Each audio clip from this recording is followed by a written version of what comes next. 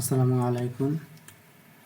আজকে আবারও দেখব অটোক্যাডে ভলিউম বের করার পরে ক্রস সেকশন এবং লং সেকশনে এটা সাথে বের করার নিয়ম এবং ক্রস সেকশন এবং লং সেকশনের টাইপটা চেঞ্জ করার নিয়ম। তার মানে নিচ দিয়ে আমি এটাতে শো করবে যে আমার কতটুকু কাটিং লেভেল কোন চেইনে আছে সেটা বের করব।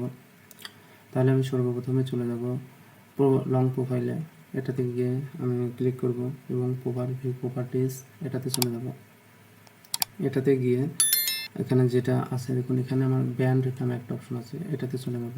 এটাতে চলে গিয়ে কার্ড ডাটা এবং ফিল ডাটা এই দুটি অ্যাড করতে হবে। আমার কার্ড ডাটাটা আছে, এটা অ্যাড দেব। এখানে যেহেতু আমার সবগুলোতে টিক দেওয়া আছে, সবগুলো টিক উঠায় দিব। এবার ওকে দিব। সেমভাবে এখানে ফিল ডাটাটা এটাও অ্যাড দেব এবং সবগুলো টিক উঠায় দিয়ে ওকে দিব। এবার আমার এটা ওকে ওকে দিব। দেখুন আমার এখানে অপশন চলে আসছে, প্রতিটা চেনে সবগুলো 0 0 আছে। কারণ আমার এটাতে সারফেস দিতে হবে। সেমভাবে আবারও চলে যাব প্রোফাইল ভিউ প্রপার্টিজ এবং এখানে গিয়ে দেখুন এখানে সবগুলোই সেমভাবে একই জিনিস দেওয়া আছে। সেক্ষেত্রে আমি প্রোফাইল টুটা চেঞ্জ করে দেব। এখানে লেআউট টুর আছে যেটা, এটা দিব ওকে।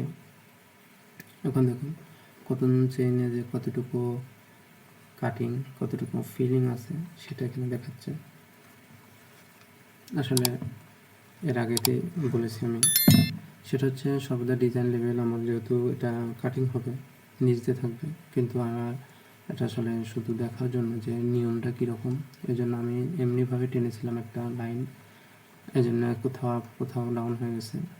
এই জন্য আমার কোথাও দেখা যাচ্ছে ফিলিং লেভেলও দেখাচ্ছে এবং কাটিং লেভেল এলোমেলো দেখাচ্ছে।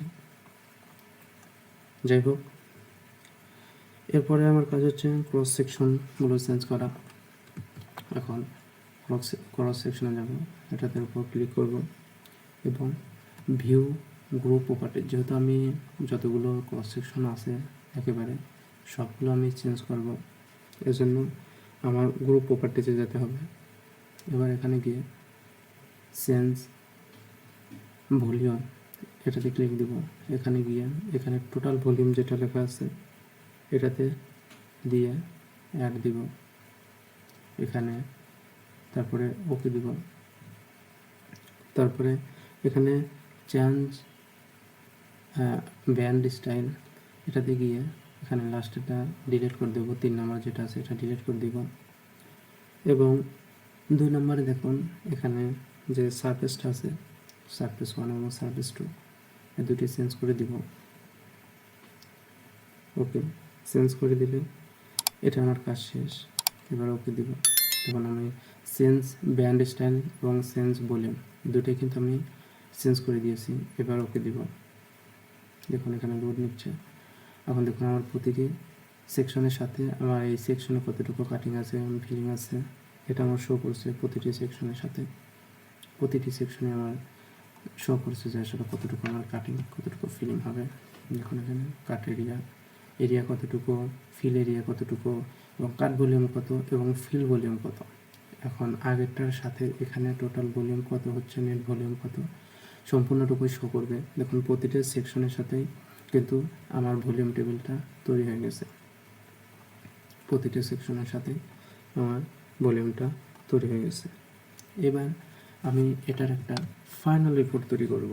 সেক্ষেত্রে ফাইনাল রিপোর্ট তৈরি করার জন্য এখানে দেখুন এখানে অনেকগুলো অপশন আছে, তার মাঝে টুল বক্স এখানে নামে একটা অপশন আছে, এটাতে যাব। এটাতে গিয়ে এখানে দেখুন রিপোর্ট ম্যানেজার এখানে আমি প্লাস দেব এবং এখানে দেখুন অনেকগুলো অপশন আছে। তার মাঝে এখানে আমি যতটা করিডোরের উপর কাজ করা হয় এখানে আমি করিডোরের উপর প্লাস দেব। করিডোরের উপর প্লাস দিয়ে এখানে দেখুন নিচে ভলিউম রিপোর্ট নামে একটা অপশন আছে। আমি এটার উপর ক্লিক করে রাইট ক্লিক করব এবং এক্সিকিউট দিব। দেখুন এখানে আমার অপশন চলে আসছে যে আসলে আমি কোনটা থেকে কোনটা কী সব কিছু তো নিয়ে আছে, যে ম্যাটেরিয়াল লিস্ট আমার এসএল সিলেকশন, এখানে সব কিছু আছে। যেহেতু আমার এখানে স্টার্ট চেঞ্জ এবং ইন্ড চেঞ্জ সবগুলোই আছে। এবার জাস্ট এখানে আমি কোন ফোল্ডারে এটা রাখবো, এখানে আমার ফোল্ডারটা সিলেক্ট করতে বলছি। আমি ডকুমেন্ট ফাইলটা সিলেক্ট করে দিলাম। এটা HTML সেভ হবে। আমি যদি এখানে অন্য ফাইলেও সেভ করতে চাই সেটাও সম্ভব, যাহলে আমি জাস্ট দেখাচ্ছি, এজন্য আমার এটাই থাকলো। আমার অন্যটা হলে আমি সেটা এডিট করতে পারবো ওখানে গিয়ে। আমি ডক ফাইল দিলাম, তাহলে এবার সেভ দিব। এবার দেখুন এখানে আমি ক্রিয়েট রিপোর্ট নামে একটা অপশন আছে, এটাতে ক্লিক করলে এখানে দেখুন এটা তৈরি হয়ে যাবে। দেখুন এখানে এটা সুন্দরভাবে তৈরি হয়ে গেছে। আমি এখানে ক্লায়েন্টের নাম, ক্লায়েন্ট, এখানে আমি সব কিছু দিয়ে দিতে পারবো। এখানে হয়তো আমার নামটা দিয়ে দিলাম। দেখুন এখানে ক্লায়েন্ট কোম্পানি, কি কোম্পানি আছে সে কোম্পানির নেম,